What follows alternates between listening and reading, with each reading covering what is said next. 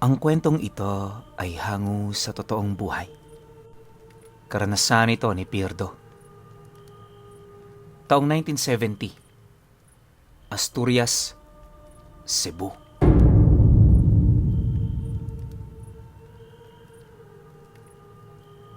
Lumaki sa isang simpleng pamilya na may payak na pamumuhay itong si Pirdo. Bata pa lamang siya noon, ginugol na niya ang kanyang oras sa araw-araw para sa pagtatrabaho sa bukid. Malimit kasi siya noong isama ng kanyang ama na siya namang hindi na niya nagagawa pang matanggihan. Dahil sa ganun niyang sitwasyon, ni pagtungtong sa elementarya, di na niya nagawa. Ayos lang naman sa kanya ang bagay na yon, lalo pat silang lahat, aminado rin namang walang pinag-aralan. Di naman nila pinagkakaila ang bagay na yon, gawa ng kahit gano'n ang kanilang estado, masaya naman ang kanilang pamilya. Wala rin silang pakialam sa ibang tao, basta ba'y makakain sila ng kahit 2 beses sa isang araw. Dahil sa kalagayan nilang yon, pilit talagang nagsusumikap silang mag-ama para lamang matustusan ang mga pangangailangan nila. Ang kaso lang, kahit anong gawin nila, sadyang hindi sila makawala sa sumpa ng kahirapan. Aminado naman ang tatay niya na yon ang dahilan kung bakit sila naghihirap, dahil sa mga tanga nitong mutya ng pangkumbate at kabal. Katakatakot na kamalasan ang nakukuha ng kanyang ama sa mga biyayang yon, na halos umabot na sa puntong pagsisihan niya kung bakit pa siya nagtanga ng ganon. Ilang beses na rin itong inabisuhan ni Pirdo na ikalas na ang tanga nito, ngunit bigo yung magawa ng tatay niya. Base kasi sa salaysay nito, may kontrata ang pagtanga ng ganoong kalalakas na mutya. Madalas ang pinakamababa 1 dekada. Sa estado naman ng ama ni Pirdo, hanggang kamatayan ang kontrata nito. Sa totoo lang, pinuno, hindi niya talaga maisip kung paano umabot sa ganoong kontrata ang tatay niya. Gayunpaman, kahit nahihirapan sila sa kanilang sitwasyon, hindi pa rin nila ito magagawang masisi. Alam kasi nilang araw-araw din yung nagbabanat ng buto para lamang maibigay ang mga pangangailangan nila sa kabila ng sumpa nito. Inakala rin niyang walang silbi ang pagtanga ng mga ganoong karga, pero lingid sa kanyang kaalaman, malapit na pala nila itong mapakinabangan. Isang araw, habang gumagapa sila ng palay sa lupaing kanilang pinagtatrabahuhan, bahagya namang naudlot ang kanilang operasyon, buhat sa pagdating ng may-ari nito. Nagpatawag kasi yun ng hindi inaasahang pulong sa lahat ng mga manggagawa nito. Dahil sa wala naman sila noong mapagpipilian, agad naman silang tumuloy sa imbakan. Kampante naman nilang iniwan ang kanilang mga ani sa gilid ng daan, sa paniniwalang madali lang ang pagpapatawag nito. Ngunit, pagdating naman nila noon sa loob ng imbakan, dahan-dahan namang nabaling ang kanyang atensyon sa tatay niya nang mapansin niyang parang aligagayon tapos hindi mapakali. Tipong kahit sila lang magkakatrabaho ang nasa lugar, para bang may nararamdaman itong nakaambang panganib. Makalipas pa ang ilang minuto, nang hindi na maatim ni Pirdo ang ginagawa nito, pasimple naman niyang inilapit ang kanyang bibig sa tenga nito, habang pabulong na nagwiwika rito ng, "Tay, ano ho yun? May nararamdaman ka ba ritong kakaiba? Kanina ko pa ho kasi kayo napapansin eh. Medyo kinikilabutan na ako sa ginagawa ninyo." Nang marinig naman yon ng kanyang ama, agad naman siya nitong inabisuhan na magkibit balikat na lang. Dagdag pa nito, maging alerto siya sa mga senyas nito dahil anumang oras maaaring lisanin nila ang lugar na yon. Matapos naman itong makapagsalita, hindi naman niya maiwasang magtaka. Nakakatakot man ang sinabi ng tatay niya. Hindi niya yun gaanong pinansin, gawa ng yung imbakan ng palay na kanilang pinagpulungan, nakabukas naman ang pinto at lahat ng bintana. Nakakapasok doon ng walang kahirap-hirap ang sikat ng araw, Kaya sa isip-isip niya, ano naman ang ikinakatakot nito? Pagkaraan pa ng ilang minuto, matapos namang makapagbigay ng mensahe ang may-ari, doon na nga niya unti-unting napapansin ang pagsarado ng pinto at mga bintana. Pagbalot naman ng kadiliman sa buong paligid, agad naman nilang napansin ang mga tauhan itong nagsisindi ng sulo sa gilid ng imbakan. May mga panauhin na rin silang nasilayan na mabilis na naglalakad patungo sa kinaroroonan ng may-ari ng sakahan. Nagmula ito sa likurang bahagi ng imbakan, kung kaya't hindi naman nila yun gaanong napansin. Pagdating naman ng 4 na kataong may suot na talukbong sa kanilang harapan, dahan-dahan naman itong inalis ang mga telang nagkukubli sa kanilang mga pagkakakilanlan. Pagbungad naman sa kanila ng mga pagmumukha ng mga ito, tumambad sa kanila ang 2 matandang lalaking nasa edad 80 anyos, isang babaeng nasa edad 50 at isang batang nasa edad 15 anyos. Sa 4 na yon, tanging ang bata lamang ang nakasuot ng kulay puting kasuotan. Kapansin-pansin din ang medalyon nitong nakasabit sa leeg na may simbolo ng 2 ahas na kulay berde at dilaw. Bawat isa sa mga ahas na yon nakakagat sa buntot ng bawat isa, dahilan para maging simbolo ito ng walang hanggan. Matapos naman itong masilayan ng kanyang ama, pasimple naman itong itinuro sa kanya ang bata. Ayon dito, sa 4 na taong humarap sa kanila, tanging ang batang yun lamang ang may presensya ng kanan. Yung mga tao namang nasa likod nito, purong sa demonyo ang presensyang inilalabas ng katawan. Dagdag pa ng kanyang ama, marahil ay may gagawin itong hindi kaaya-aya sa kanila. Maya-maya pa, kagaya nga ng inaasahan nila, agad naman silang inutusan ng may-ari ng palayan na pumila. Matapos naman itong masambit ang mga katagang yan, bigla naman siyang binulungan ng usal ng tatay niya. Gawa ng napansin ito ang pagbuka ng bibig nung 3 lalaking nasa likod ng bata. Ano man ang sinasambit ng mga ito, nasisiguro nitong hindi yun magiging maganda para sa kanila. Matapos naman yung may isa katuparan ng tatay niya, laking gulat na lamang noon ni Pierdo nang bigla nilang mapansin ang pag-iba ng kilos ng kanilang mga kasama. Sa isang iglap kasi, sabay-sabay yung tumayo para sundin ang nais mangyari ng may-ari. Silang 2 naman noon na natili lang sa likod para magmasid. Dahil sa ginawa nila, doon nila nasaksihan ang mga susunod na kagimbal-gimbal na kaganapan. Sa pag-akyat kasi ng magsasakang nauna sa pila, nasaksihan mismo ng kanyang ama kung papaano kunin ng matandang lalaking nakahawak sa balikat ng bata ang wisyo ng magsasakang yon.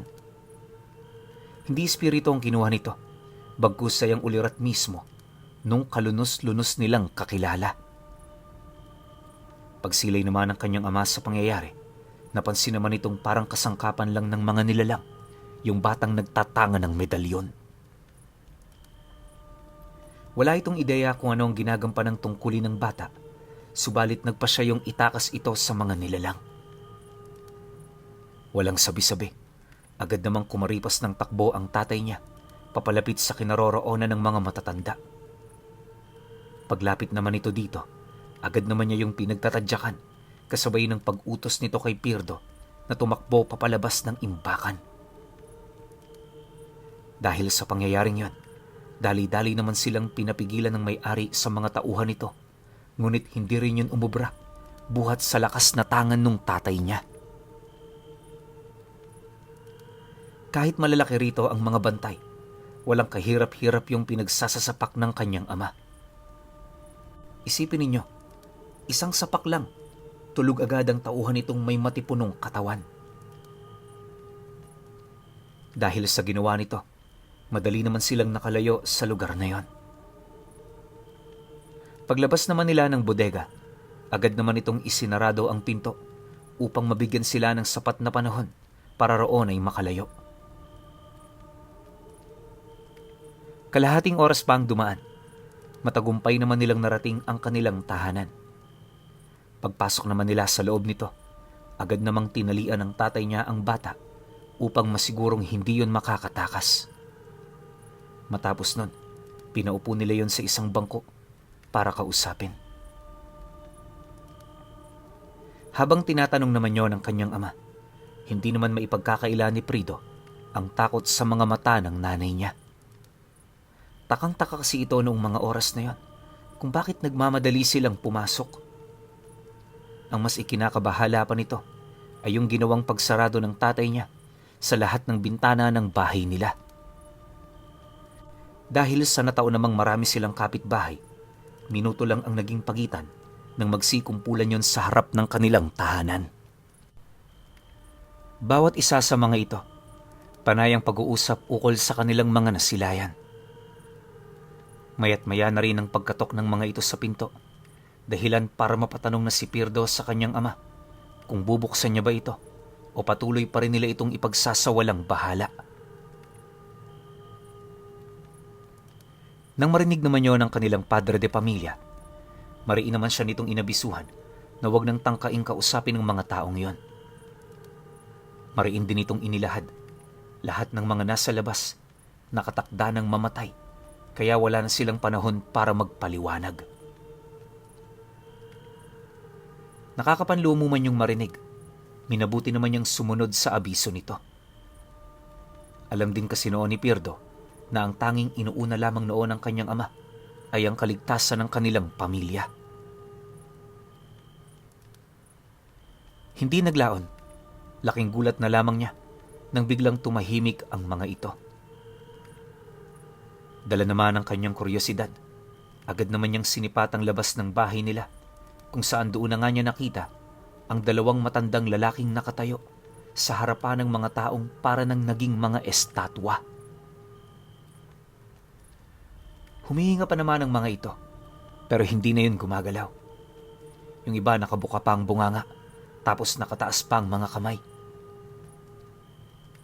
Paglapit naman ng matanda sa isa sa kanilang mga kapitbahay, dahan-dahan naman itong ibinuka ang bibig nito, kasabay ng pagsuka ng wisyong nakuha nito sa magsasakang pumila. Nang masipat naman yun ni Pirdo, hindi naman niya maiwasang magtaka, gawa ng yung parte ng wisyong yun kulay itim na. Noong una kasi niya itong makita, asul ang kulay nito. Dahil sa pangyayaring yon, hindi naman niya maiwasang tanungin ang kanyang ama ukol dito. Subalit, maging ito man, walang kaide-ideya sa mga nangyayari. Akala nila mananatiling palaisipan ng mga kaganapang yon.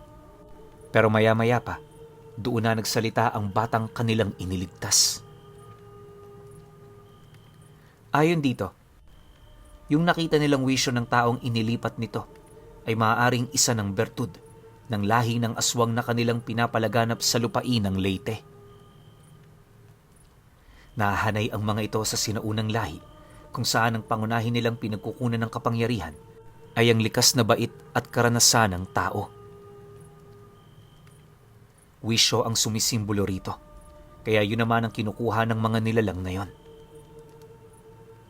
Dagdag pa nito na, tanging yun lang kasi ang nag-iisang paraan para makapagparami.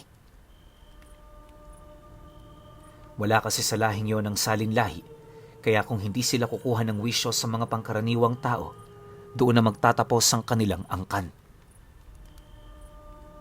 Ayaw naman yung mangyari ng mga nilalang, kaya sa paglipas pa ng mga panahon, palihim silang namuhay, kalakip ng mga patago nilang pananaliksik, ukol sa kung papaano maibalik ang kadakilaan ng lahi nilang nakalimutan na ng lahat. Mariin din itong inilahad na ang tanging dahilan lamang kung bakit siya isinasama ng mga ito ay dahil sa kakayahan niyang mangakit ng maraming tao. Sa tulong ng kanyang medalyon, kaya niyang gumawa ng mga milagro para magkatipon ang mga pangkaraniwang nilalang. Maaaring idaan niya yon sa pagpapagaling, pagalis ng sumpa, at higit sa lahat, pagpaparami ng aanihin sa isang lupain. Nabanggit din ng bata, walang hanggan ng ganoong kakayahan ng kanyang medalyon. Ang tanging limitasyon na lamang nito ay ang kanyang pag-iisip. Nang marinig naman ng ama ni Pierdo ang tungkol dito, mas lalo pa itong nagkaroon ng matinding pagmamalabis na maitakas ito sa lahi ng mga aswang na kumukuha ng wisyo. Naisip kasi nito na sa tulong ng medalyon na tanga nito, mapapalaya siya sa kasalukuyang sumpa ng mga mutsyang tangan niya. Dahil sa pagbabakasakaling yon, hindi na rin yun nagdalawang isip na makipagkasundo sa bata. Alam naman kasi ng kanyang ama na hinahangad din itong makalaya mula sa kamay ng mga nilalang. Nang marinig naman ito ang kanyang abiso, walang pagdadalawang isip naman itong sumunod sa kanyang gusto. Noong una, hindi pa yun makapaniwala, pero sa katagalan nasipat naman ito ang pagiging seryoso ng bata sa mga katagang kanyang binitawan. Dahil sa pangyayari, agad naman yung tumingin sa kanya, kasabay ng pagwika nito ng, "Anak, ihanda mo ang mga gamit natin. Ngayong gabi alis tayo rito. Huwag kang mag-alala. Hindi naman tayo tatakas. Bagkus papanhik lang tayo pansamantala sa aming lugar para makahingi ng tulong. Marami sa mga tsuhin mo ang mga antingerong katulad ko. Kaya kung malalapitan natin sila, magkakaroon tayo ng laban sa mga demonyong yan." Pagkarinig naman ni Pierdo sa sinabi nito, agad naman siyang pumasok sa loob ng silid para magligpit ng gamit. Nagdala na rin siya ng karagdagang damit upang maipahiram sa bata habang naglalakbay sila. Sa pagsapit naman ng gabi noong mismong araw, patuloy pa rin naglilibot sa kanilang lugar ang mga nilalang. Nagiging madalas na rin ang pagkalampag nito sa dingding ng bahay nila na parabang naghahanap na yon ng paraan para makapasok. Dahil sa ganoong sitwasyon, agad namang naghanda ang kanyang ama. Inaasahan na nitong mapapalaban siya, kaya habang wala pang nangyayaring hindi kaaya-aya, itinuon nito ang buo nitong atensyon sa pagdarasal at paghahasa ng kanyang mga armas. Humingi na rin ito ng tulong sa bata sa pagbabakasakaling may milagro itong maibibigay sa kanya. Nang marinig naman ng batang yon ang hiningi nitong pabor, agad naman itong nag-usal habang nakatitig sa kanyang medalyon. Paghawak naman ito rito, kitang-kita ni Pierdo ang mabilis na paggalaw ng mga ahas na nasa gitna nito. Ilang segundo pa ang lumipas, nagliwanag ang mga mata ng bata kasabay ng paglapat ng mga kamay nito sa ulo ng tatay niya. Matapos naman niya yung maisakatuparan, laking gulat na lamang ni Pierdo nang masipat nito ang kanyang ama na bigla na lamang nanginig habang dahan-dahang lumulupasay sa sahig. Dala naman ang kanyang pag-aalala, agad naman niya itong nilapitan para sana'y tulungan. Subalit, di pa man niya yun nahahawakan, inabisuhan na siya ng bata na hayaan na muna ito sa ganoong kalagayan. Dagdag pa nito na, pinalakas nito ang mga mutsyang tanga nito, kaya likas lang na makaramdam yon ng ganon. Mariin din itong inilahad, magtatagal lamang yon ng ilang minuto bago ito tuluyang manuot sa kaibuturan ng kaluluwa ng tatay niya. Pagkarinig naman dito ni Pierdo, pinili na lamang niyang sumunod.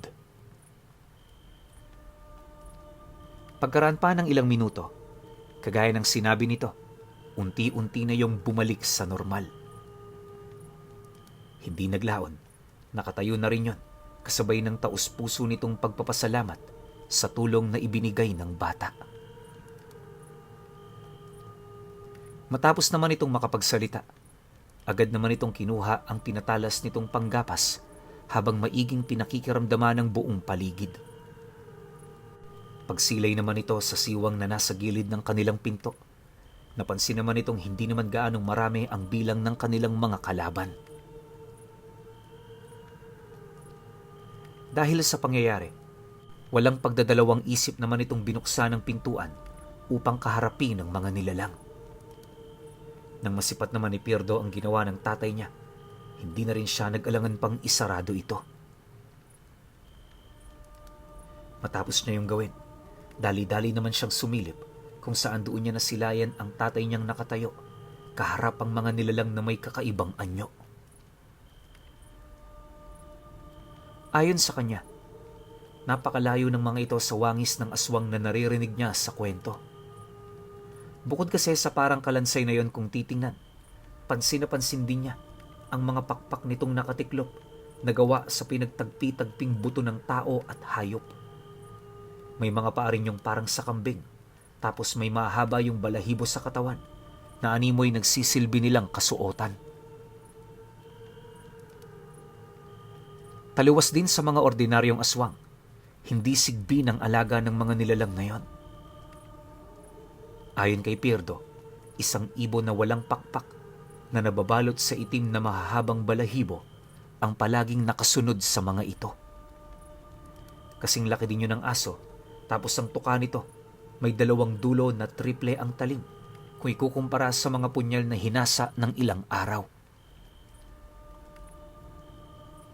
Dagdag pa niya na hindi lang din nagsisilbing alaga yon ng mga nilalang, sa kadahilan ng kapag inaatake ng mga nag-aalaga dito ang kanyang ama, sumusunod din ang mga ito. Dahil sa ganoong pangyayari, di naman niya maipagkakaila na nahihirapan ng tatay niya. Makailang beses na rin yung nagtamo ng matinding pinsala sa katawan. Mabuti na lang nakakaya pa yung maharangan ng mga karga nitong kabal at puder sa katawan. Sa pagpapatuloy naman ng ganoong sitwasyon, pilit naman yung umaatras habang naghahanap ng pagkakataon para magsagawa ng atake. Maingat ang tatay niya sa pagsugod sa mga ito dahil anumang oras pwedeng magbago ang sitwasyong kinalalagyan nito. Makalipas pa ang ilang minutong pakikipagbuno nito, nagkaroon na ngayon ng pagkakataon para umatake. Walang sabi-sabi, agad namang sinugod ng kanyang ama ang isang aswang na papasalubong dito. Pagkahawak naman ito sa ulo ng nilalang na yon, buong puwersa naman niya yung ibinalibag sa lupa kasabay ng walang patid nitong pag-unday ng taga sa mismong ulo nito. Dala naman ang lakas ng pag-atake nito. Halos mahati sa 3 ang bungo ng nilalang na yon. Pagsilay naman ng mga kasamahan nito sa kanyang ginawa, hindi naman ito maiwasang umangil dala ng galit na kanilang nararamdaman. Inakala rin kasi ng mga itong walang kakayahan ng panggapas ng ama ni Pierdo na sila'y masaktan. Ngunit nagkamali sila. Magmula noong namatayan ng mga nilalang na yon ang kasama, naging maingat na rin yon sa pagsugod.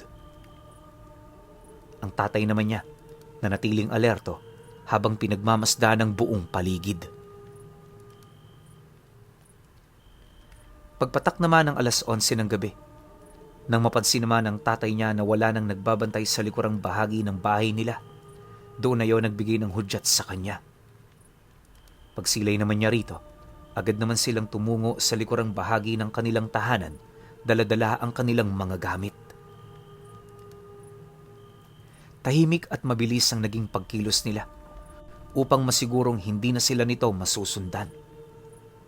Tinahak din nila ang daan na naaayon sa kanilang mga napag-usapan upang makahabol ang kanilang padre de pamilya.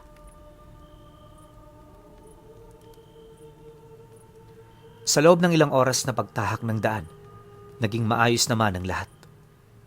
Habang tumatagal, medyo nasasanay na rin sa ganoong sitwasyon sila Pierdo, kaya unti-unti na rin silang nakakapag-isip ng kalmado. Hindi naglaon. Pagdating naman nila sa lugar na inilahad ng tatay niya, minabuti naman nila roong magpahinga. Base kasi sa abiso nito, merong isang tagong yungib sa lugar na yon. Doon ito piniling magpalipas sila ng gabi, kesa naman magpatuloy sila sa paglalakad sa mga daang wala silang sapat na kaalaman. Nang matagpuan naman ni Pierdo ang yungib na tinutukoy nito, dali-dali naman sila roong pumasok. Madiliman sa loob, pinili na lamang nilang mga pa. Bahala na kung may ahas. Ang importante, matakasan nila yung mga aswang na humahabol sa kanila. Mas pipiliin din nilang mamatay sa kamandag kaysa madakip ng mga ito. Awa naman ng Diyos, walang ahas silang nakasagupa sa loob ng yungib na yon. Para rin masiguro ang kanilang kaligtasan, tinakpan nila ng mga dahon at kahoy ang mismong bukana nito. Gumawa rin sila ng maliit na siga sa loob, pangontra sa matinding lamig na kasalukuyan nilang nararamdaman. Sa pagsapit naman ng madaling araw, lahat sila nakapagpahinga na. Bago pumutok ang bukang liwayway doon, tumambad sa kanila ang kanyang amang nagpupumilit pumasok sa kuweba. Pagsilay naman nila sa katawan nitong punong-puno ng dugo at galos, agad naman nila yung nilapitan para tulungan. Ayon kay Pierdo, kalunos-lunos noon ang sinapit ng tatay niya. Kahit kasi may mga bakod at puder yun sa katawan, nagtamo pa rin ito ng matinding pinsala. Katunayan, naputulan din yun ng 2 daliri, tapos nabulag din ang kanang mata nito. May malaking sugat din yun sa muka, tapos ang dala nitong panggapas, napakapurol na. Gayunpaman, sa kabila ng sinapit ng tatay niya, hindi pa rin yun nagpakita ng rason para panghinaan sila. Pagputok naman ng araw sa kalupaan, nagmamadali naman silang naglakbay patungo sa probinsya ng pamilya nito. Bago sumapit ang 3:00 ng hapon, matagumpay naman nilang narating ang lugar. Nakilala na rin noon nila Pierdo ang kanilang mga kadugo, kaya kahit papaano naging kampante na sila. Mas lalo rin siya noong natuwa nang mangako itong makikiisa sa problemang kasalukuyan nilang kinakaharap. Nang marinig naman niya ang abiso ng mga ito, doon pa lamang siya nakahinga ng maluwag. Yung bata namang kasama nila, sinigurado rin nilang nasa maayos na kalagayan para naman kahit papaano maramdaman nito ang pagmamahal ng kanilang pamilya. Sa loob ng ilang araw na pagbabantay ng mga tsuhin niyang antingero, may mga pagkakataong nakakasagupayo ng ganoong uri ng nilalang. Ngunit sa hindi malamang dahilan, habang tumatagal, nagiging madalang na ang pagpaparamdam ng mga ito sa kanila. Huli na rin nang malaman noon nila Pierdo na kaya nangyari ang bagay na yon ay dahil sa kokonting bilang ng mga ito. Maaring pinili ng mga nilalang na yon na wag na silang gambalain pa dahil kapag pilit nila yung ginawa, may posibilidad na malipol sila. Ayaw naman nila yung mangyari, lalo pat mahalaga para sa kanilang maipagpatuloy ang kanilang angkan. Dahil sa ganoong rason, unti-unti naman silang napanatag kahit papaano. Hindi naglaon, lahat ng takot na kanilang naramdaman sa mga ito, bigla na lamang naglaho. Upang hindi na rin maulit ang mga pangyayari, pinili nilang doon na manirahan. Kahit papaano kasi, mas mainam na roong tumira, lalo pat naroon ang pamilya ng tatay niya. Kung magkaproblema man, hindi na magiging mahirap para sa kanila na humingi ng tulong. Sa paglipas pa ng mga taon, parang kapatid na ni Pierdo ang turi niya sa batang nailigtas nila. Yung sumpa namang tanga ng tatay niya, tuluyan na ring nawala, kaya kahit papaano naging maswerte na sila sa buhay. Magpahanggang sa ngayon, kahit wala na ang kanilang padre de pamilya, nananatili pa ring sariwa sa alaala nilang magkakapatid ang mga naging sakripisyo nito noong minsan itong kinaharap ang sinaunang lahi ng aswang na kumakain ng wisyo. Pero ang pinakapangaral nito sa kanilang magkakapatid ay iwasan nila ang magkaroon ng kontrata sa malalakas na karga.